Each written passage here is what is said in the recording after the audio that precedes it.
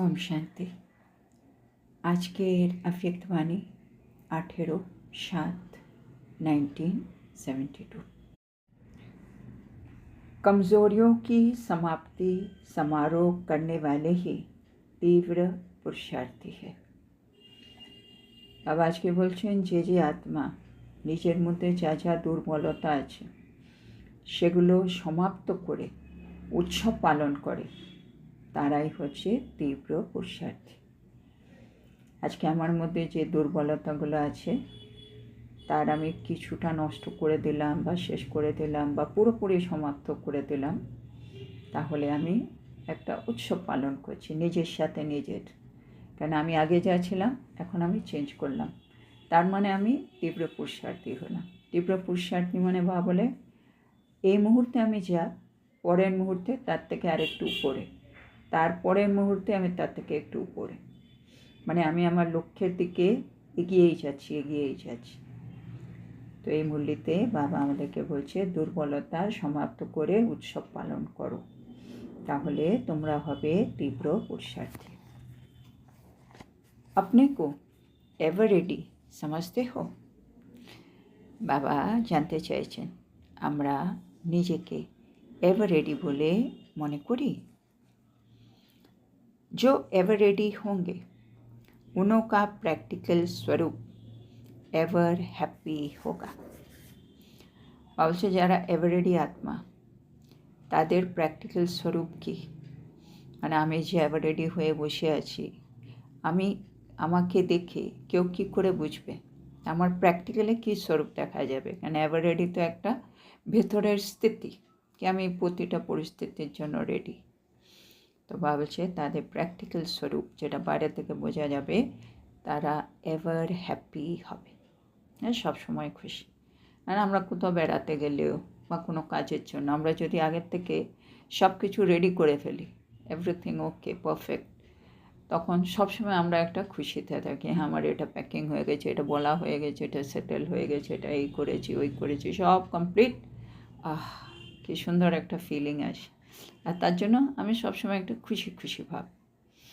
তো একইভাবে ever ready আমি আত্মা আমার ভেতরের যত কাজ আছে আত্মাকে সম্পূর্ণ করার জন্য, হ্যাঁ না, সব যা দান দিয়ে দিতে হবে বাবাকে, না বেকার অবগুণ দুর্বলতা সব দিয়ে দিলাম। দেনা পাওনা যত হিসেব নিকেশ আছে আমার কর্মের দেনা পাওনা সবগুলো আস্তে আস্তে চুক্ত করে দিলাম। আমার শরীরে কর্মভোগ মিটিয়ে ফেলছি, বাবাকে শ্বাসে প্রশ্বাসে স্মরণ করে করে করে করে আমি যোগ বল জ্ঞান বল, হ্যাঁ, দিব্যগুণের ধারণা সেবা করে সব জমার খাতা ভরে ফেলছি। তা আমি যদি সত্যি সব দিক থেকে এভার রেডি থাকি, তাহলে আমার প্র্যাকটিক্যাল স্বরূপ এভার হ্যাপি, সবসময় আমার খুশি ভাব। कोई भी परिस्थिति रूपी पेपर व प्राकृतिक आपदा आया हुआ पेपर या कोई भी शारीरिक कर्म भोग रूपी पेपर आवे। এবার বাবা বলছেন এভার রেডি আত্মাদের কীরকম স্থিতি হবে। তো বাবা বলছে এভার রেডি যে হবে তার মানে তার জীবনে যখনই কোনো পরিস্থিতিরূপী পরীক্ষা আসবে, হ্যাঁ না, কোনো নানা রকম পরীক্ষা আসছে পরিস্থিতি হিসেবে, বা প্রাকৃতিক কোনো সমস্যা পরীক্ষা হয়ে এলো, না, হঠাৎ কোথাও যাওয়ার ছিল, হঠাৎ ধরো বৃষ্টি হয়ে সব ডুবে গেছে, বা ওই দিন কোনো কমিউনিকেশন পাওয়া যাচ্ছে না, টোটো বন্ধ, এই বন্ধ, যাই একটা হলো, মানে প্রাকৃতিক দুর্ভোগ কিছু একটা হচ্ছে, যে কোনো রকম সমস্যা হতে পারে। বা একটা হচ্ছে পরিস্থিতি খারাপ, একটা হচ্ছে প্রাকৃতিক কোনো সমস্যা, বা कोई भी শারীরিক कर्म भोग रूपी পেপার, হ্যাঁ না, হঠাৎ শরীর খারাপ হয়ে গেল বা পরিবারে কিছু হয়ে গেল, শারীরিক দিক থেকে কোনো রকম পরীক্ষা এলো, তাহলে কি করবে ওরা? तो भी सभी प्रकार के पेपर्स में फुल पास व अच्छे मार्क्स में पास होंगे।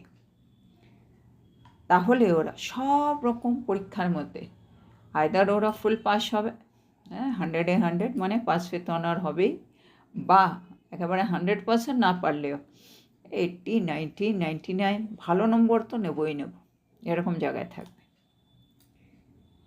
তো এরকম আত্মাকে বাবা বলছেন এভাররেডি আত্মা। মানে যে কোনো রকম পরিস্থিতির জন্য তারা আগের থেকে রেডি। আর যখন পরীক্ষা আসবে 3 রকম বলছে বাবা, প্রাকৃতিক পরিস্থিতি আর শারীরিক কর্মভোগ, সেখানে তারা ফুল পাস বা ভালো নম্বরে পাস হবে। এবার বাবা আমাদের জিজ্ঞেস করছেন, এসে আপনি কো এভার রেডি সমঝতে হো? আমরা কি নিজেকে এরকম এভার রেডি বলে মনে করি? হ্যাঁ বাবা, আমিও সব সময় রেডি, সবসময় আমি খুশি খুশি থাকি, আর যে কোনো রকম পরিস্থিতি এলে, যে কোনো পরীক্ষা এলে আমি ফুল পাস হই। এরকম আমাদের স্থিতি হয়ে গেছে। अथवा एवर रेडी की निशानी है जो एवर हैप्पी है वो अनुभव करते हो। মানে দুটোই আছে, একটা হচ্ছে কি যে কোনো পরিস্থিতি এলে আমি ভালো নম্বরে পাস করতে পারি, তার মানে আমি এভার রেডি। বা বলছে এভার রেডি আরেকটা লক্ষণ হলেও সবসময় এভার হ্যাপি থাকবে। তো তোমরা কি এভার হ্যাপি থাকো? সেটা বাবা জিজ্ঞেস করছে। अपना इंतज़ाम ऐसा किया है जो किस घड़ी में भी कोई पेपर हो जावे तो तैयारी हो। বা বলছে নিজের ইন্তজাম, মানে আমি আমার এমনভাবে প্রস্তুতি নিয়ে রেখে দিয়েছি কি যে কোনো মুহূর্তে যে কোনো পরীক্ষা আসুক আমি তার জন্য তৈরি হয়ে বসে আছি। I am ready for any kind of পরীক্ষা। হ্যাঁ, টেস্টের জন্য আমি সবসময় রেডি আছি। এরকম হয়েছে, মানে এরকম প্রস্তুতি আমরা নিয়ে বসে আছি। ऐसे एवर रेडी हो, এরকম एवर रेडी হয়েছ? आप श्रेष्ठ आत्माओं के लिए आप लोगों द्वारा जो अन्य आत्माएं नंबरवार वर्षा पाने वाली है उनों के लिए बाकी थोड़ा सा समय रहा हुआ है। বা বলছে আমরা তো সব শ্রেষ্ঠ আত্মা, হ্যাঁ, আমাদের পরে অনেক তো আত্মা আছে যারা নাম্বারবার বর্ষা পাবে বাবার, তাদের জন্য তো কিন্তু অনেক কম সময় রয়ে গেছে এখনও, না, খুব অল্প সময় রয়ে গেছে এখন। সময় কি রফতার তেজ হ্যাঁ, বা বলছে হ্যাঁ, সময়ের গতি কিন্তু খুবই তীব্র। আমাদের পুরুষার্থ সময়ের সাথে সাথে চলতে হবে, সেজন্য বাবা আমাদেরকে মনে করিয়ে দিচ্ছেন সময়ের গতি খুব তীব্র। जैसे समय किसके लिए भी रुकावट में रुकता नहीं, चलता ही रहता है। বাবা এক্সাম্পল দিচ্ছে সময়ের মধ্যে, মানে বিশেষত্ব কী আছে কি সময় কারোর জন্য থেমে থাকে না। বা বলছে তুমি যেমনভাবে এই সময়কে আটকাতে চাও তুমি সময়কে আটকাতে পারবে না, সময় চলতে থাকে, এটাই হচ্ছে সময়ের বিশেষত্ব। वैसे ही अपने आप से पूछो कि स्वयं भी कोई माया के रुकावट में रुकते तो नहीं हो। মানে সময় থেকে আমাদের এই জিনিসটা শিখতে হবে কি ওকে যতই চেষ্টা করো ওকে থামানো যায় না, টিক টিক টিক টিক করে চলছে চলছে চলছে। একইভাবে বাবা বলছে নিজেকে নিজে জিজ্ঞাসা করো কি আমার জীবনে মায়া তো অনেক আমাকে আটকাতে চাইছে, কিন্তু আমি কি সত্যি থেমে থাকি? আমি কি সময়ের মতো মায়া আটকাতে চাইলেও নিজে চলতে থাকবো, মানে এগিয়ে যাচ্ছি, এরকম কি হতে পারে না? তো বাবা বলছে নিজেকে নিজে জিজ্ঞাসা করো। कोई भी माया के सूक्ष्म व स्थूल विघ्न आते हैं वह माया का वार होता है। বাবা এখন আরও পরিস্থিতি দিয়ে জিজ্ঞাসা করছেন, ধরো কখনো মায়ার কোনো সূক্ষ্ম বিঘ্ন আসে বা কোনো স্থূল বিঘ্ন আসছে, বা মায়া কখনো আমাদের আঘাত করছে, तो एक सेकंड में अपनी श्रेष्ठ शान में स्थित होंगे। তাহলে ওই সময় কি আমি এক সেকেন্ডে আমার শ্রেষ্ঠ শান, হ্যাঁ না, শ্রেষ্ঠ স্থিতি সিটে স্থিত হয়ে যেতে পারি? তো মায়া দুশ্মন पर भी निशाना भी ठीक रहेगा। তাহলে মায়া যে শত্রু আমার তারকে আমি ঠিকভাবে লক্ষ্যভেদ করতে পারব, হ্যাঁ না। বা বারে বারে বলে আমাদের যদি পাওয়ারফুল হতে হয় সবসময় আমাদের সিটে বসে থাকতে হবে, যে সিটটা বাবা আমাকে দিয়েছে। আত্মা যদি নিজের সিটে থাকে তাহলে আত্মার সব গুণ শক্তি, হ্যাঁ, আর জ্ঞানের পয়েন্ট সেগুলো কিন্তু সবসময় স্মৃতিতে থাকবে। যেমন একটা রাজা যখন সিটে বসে তার সব মনে থাকে, তার কি পাওয়ার আছে, কি কি নিয়ম আছে, কি করলে কি হবে, ওর সব মনে থাকে। আমি আত্মাও যখন শ্রেষ্ঠ সিট বাবা যেটা দিয়েছে সেখানে বসে থাকবো, তখন মায়া যে কোনো রূপে আসুক, সূক্ষ্ম হোক, স্থূল হোক, আঘাত করতে আসুক, আমি কিন্তু তাকে মানে ঠিকভাবে হ্যান্ডেল করতে পারব। अगर श्रेष्ठ शान नहीं तो निशाना न लगने के कारण परेशान हो जाएंगे। যদি আমি শ্রেষ্ঠ মর্যাদার সিট ওখানে যদি না থাকি তাহলে আমি নিশানা লাগাতে পারবো না, হ্যাঁ না? মায়া যেরকমভাবে মায়াকে আমি মানে হারাতে পারতাম সেটা পারবো না, তার জন্য আমি কি হয়ে যাবে, পরেশান হয়ে যাব। এবার আমি চিন্তায় পড়ে যাবো, এটা করতে পারতাম, এটা করলে ভালো হতো, এগুলো চলছে। কিন্তু যখন করার সময় ছিল তখন আমি করতে পারিনি, কেন? আমি আমার শানে ছিলাম না, বাবা বলছে। अगर अब तक किसी भी प्रकार की परेशानी होती है तो अन्य आत्माओं की परेशानी को कैसे मिटावेंगे। বাবা বলছে যেমন বাবা বাবা মাম্মা ওরা প্রসাদ করে তৈরি হয়ে ওর পেছনে যারা আছে তাদের জন্য একটা দৃষ্টান্ত তৈরি করে গেছে, তাদেরকে দেখিয়ে গেছে সংসারে থেকে কিভাবে আমরা লক্ষ্মীনারায়ণ হতে পারি, হ্যাঁ না? মানে আমরা তাতে তৈরি হয়ে আমাদেরকে পিছনে যারা আসছে তাদেরকেও সময় দিতে হবে, তারাও যেন তৈরি হয়। আমরাই যদি লাস্ট অবধি তৈরি হয় তাহলে আমাদের পরে যারা আসছে তাদের কি হবে? তারা তো কোনোভাবেই টাইমও পাবে না। তো সেজন্য বাবা বলছে যদি আমরা এখনও নিজেকে নিয়েই দুশ্চিন্তায় মত্ত থাকি, হ্যাঁ, তাহলে আমি অন্য আত্মাদের দুশ্চিন্তা কি করে শেষ করব, কিভাবে दूर করব। परेशानियों को मिटाने वाले हो वह स्वयं भी परेशान होने वाले हो। তো বাবা বলছে চেক করে বলো তুমি কে, তুমি হচ্ছে দুশ্চিন্তাকে দূর করার আত্মা না নিজে দুশ্চিন্তাগ্রস্ত হয়ে বসে থাকি, আমি কীরকম আত্মা, এটা আমাদের নিজেকে চেক করতে হবে। কীরকম আত্মা আমি, মানে সিচুয়েশান আসছে, মায়া নানা রকমভাবে আমার পরীক্ষা নিচ্ছে, আমি সেগুলো নিয়েই চিন্তাগ্রস্ত হয়েই আছি, এরকম না যখনই যা হচ্ছে সেগুলো পার করে করে সময়ের মতো টিক টিক টিক টিক করে এগিয়ে যাচ্ছি এগিয়ে যাচ্ছি এগিয়ে যাচ্ছি। আমি কীরকম আত্মা, দুশ্চিন্তা দূর করার না দুশ্চিন্তাগ্রস্ত হয়ে থাকি, কীরকম আত্মা আমি।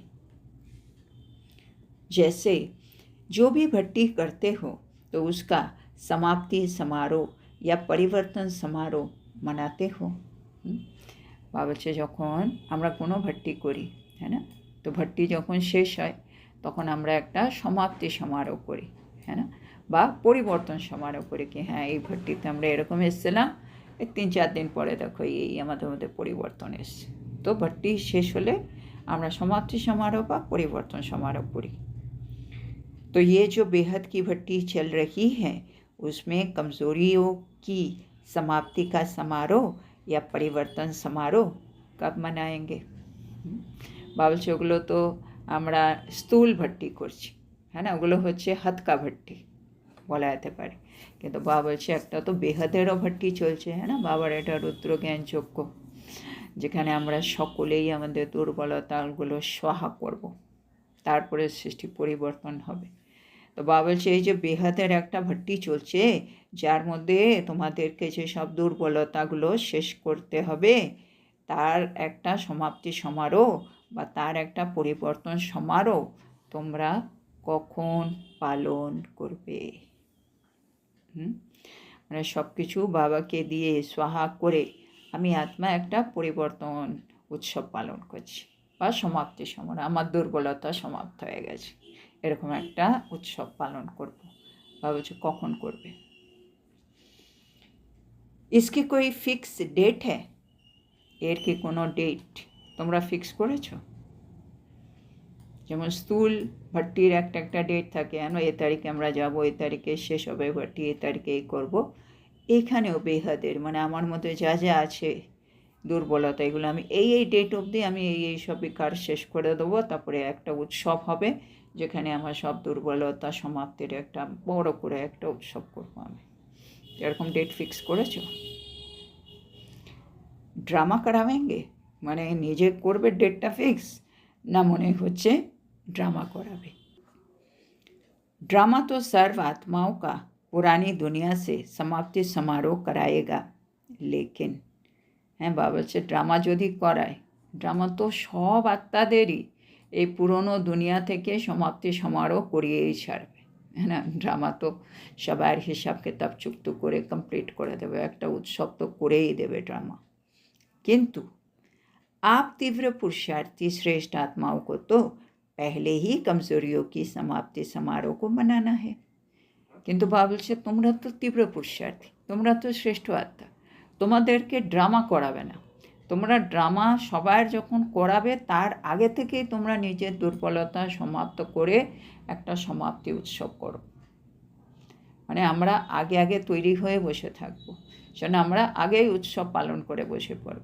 তারপরে সাধারণ আর যে আত্মারা এখনো জ্ঞানে নেই তাদেরগুলো অটোমেটিক হবে ড্রামাতে, কিন্তু আমারটা আগে হয়ে যাবে।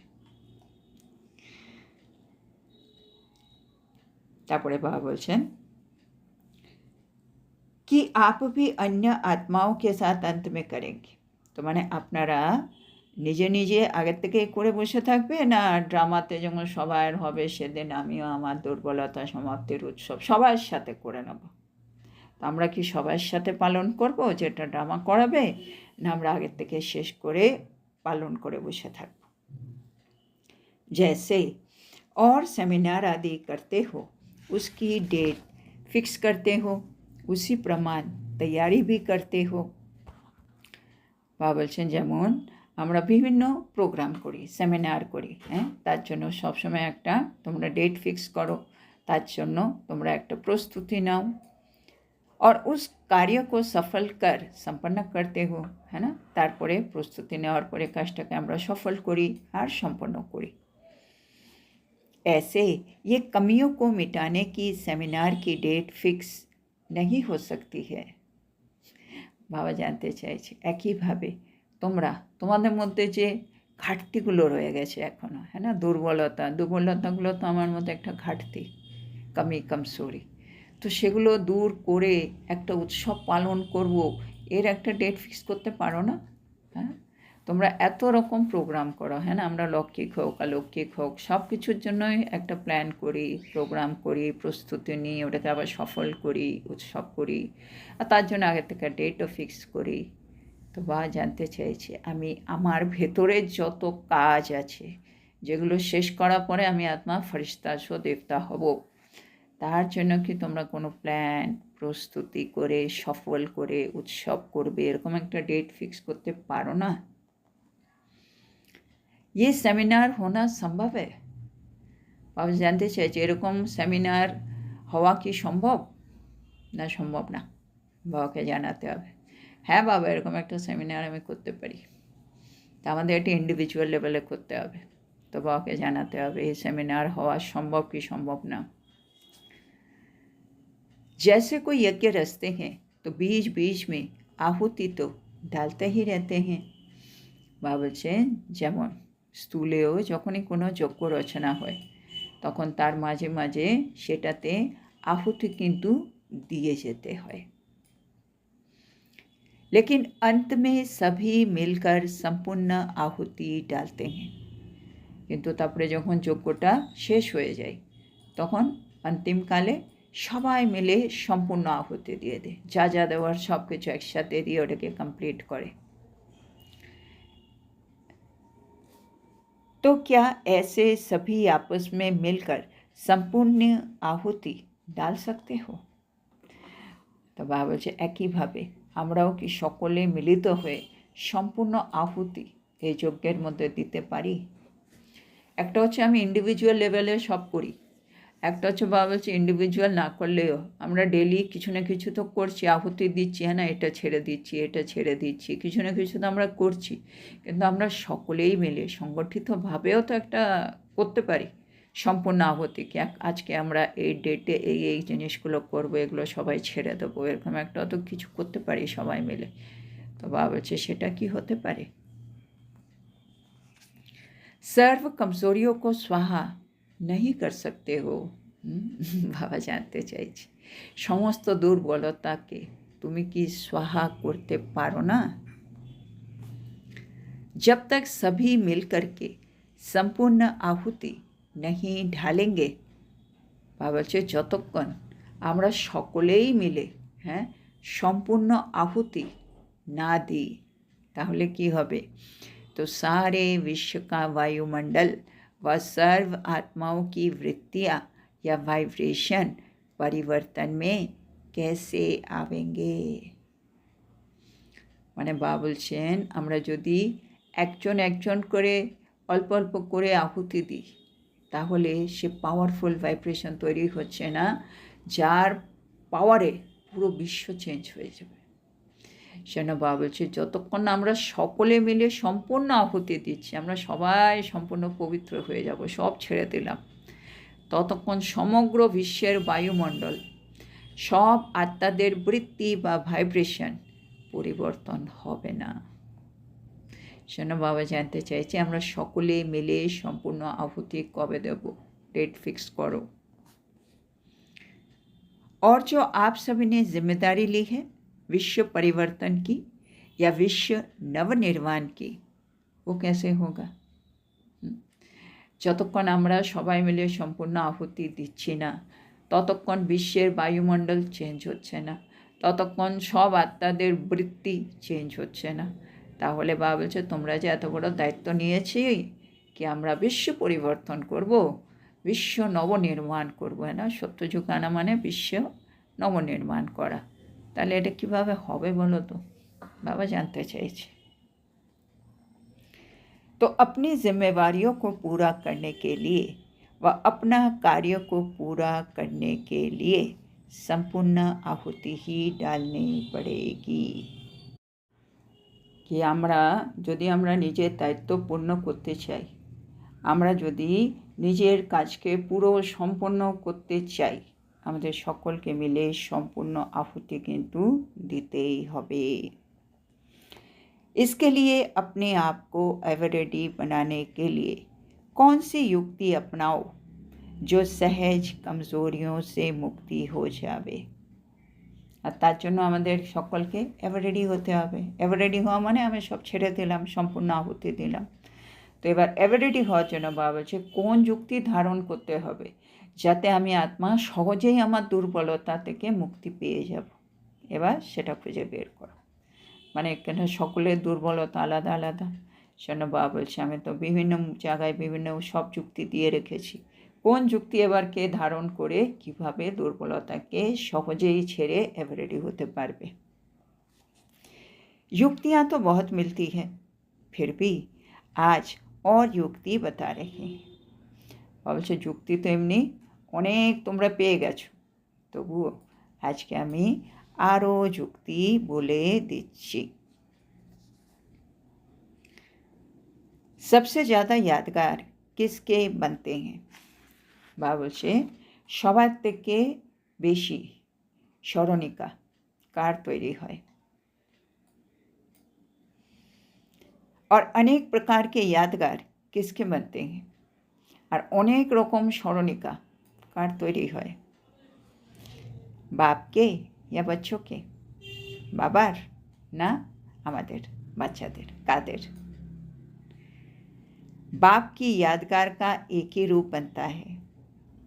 বাবা বলছে বাবার স্মরণিকার কিন্তু একটি রূপ তৈরি হয়। लेकिन आप लोगों के अर्थात श्रेष्ठ आत्माओं के अनेक रूप और रीति रस्म के अनुसार बने हुए हैं।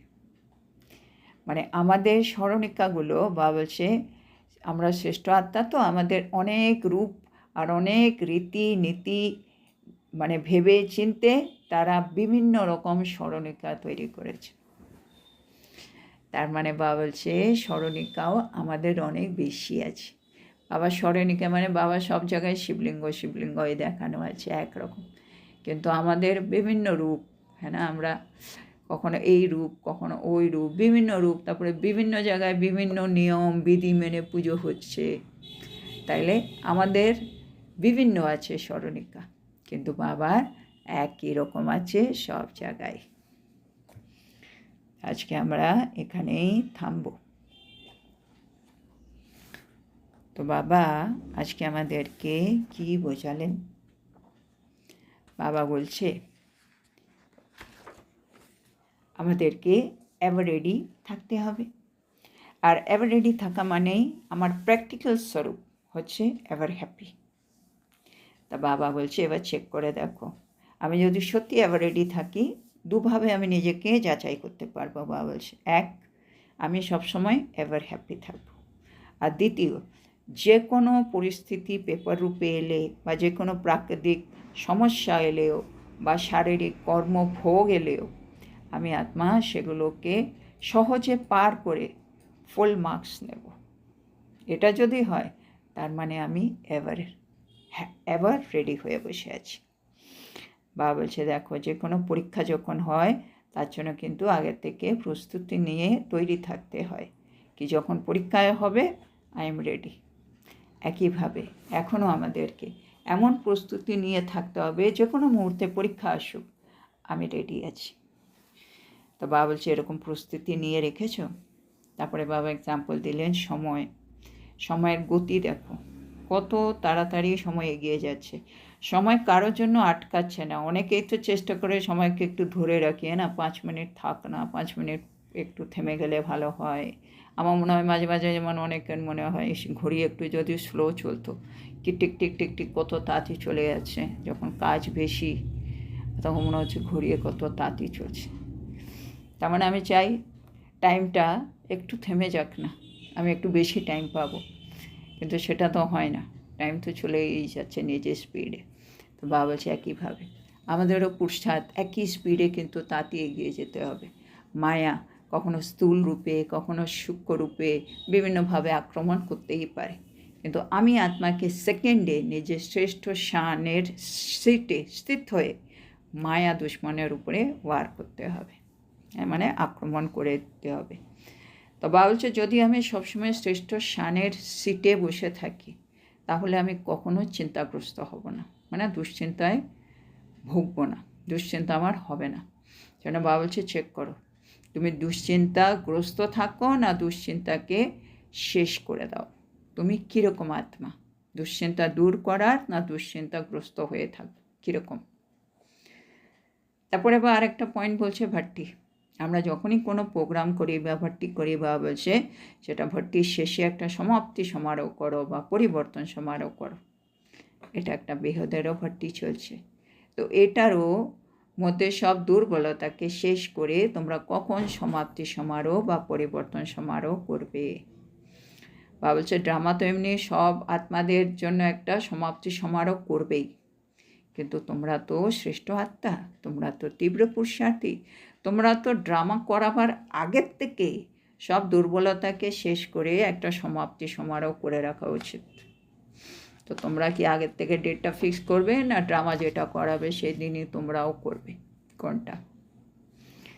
তো বাবা বলছে দেখো, যখনই কোনো যজ্ঞ হয় তখন মাঝে মাঝে কিছু না কিছু আহুতি তো দিতেই থাকে, কিন্তু ওই আহুতিটা কমপ্লিট হয় যখন সবাই একসাথে মিলে সম্পূর্ণ আহুতি ডালে, হ্যাঁ, আহুতি দেই। একইভাবে আমরা যদি সকলেই নিজের সম্পূর্ণ দুর্বলতাকে স্বাহা না করি তাহলে বাবা বলছে সারা বিশ্ব, সমগ্র বিশ্বের বায়ুমণ্ডল বা সমগ্র আত্মার বৃত্তিগুলো পরিবর্তন হবে কি করে? বাবা বলছে আমরা তো দায়িত্ব নিয়েছি না বিশ্ব পরিবর্তনের, বিশ্ব নবনির্মাণের, এত বড় আমাদের কাছে দায়িত্ব আছে। তাইলে এত বড় একটা দায়িত্বকে সম্পূর্ণ করার জন্য আমাদের সকলকেই সম্পূর্ণ আহুতি দিতে হবে, আর তার জন্য আমাদেরকে এভার রেডি হতেই হবে। এবার এভার রেডি হওয়ার জন্য সব রকম দুর্বলতাকে আমাদেরকে ছেড়ে মুক্ত হতে হবে। তার জন্য বাবা বলছে একটু যুক্তি বের করো। আমি অনেক যুক্তি দিয়েছি, যে কোনো একটা যুক্তি বের করো, সেটা দিয়ে নিজের দুর্বলতাকে শেষ করো, শেষ করে এভার রেডি হয়ে যাও। তো আজকের এত সুন্দর শিক্ষার জন্য আমরা আমাদের প্রিয় শিব বাবাকে বলবো ধন্যবাদ বাবা, ধন্যবাদ। ওম শান্তি।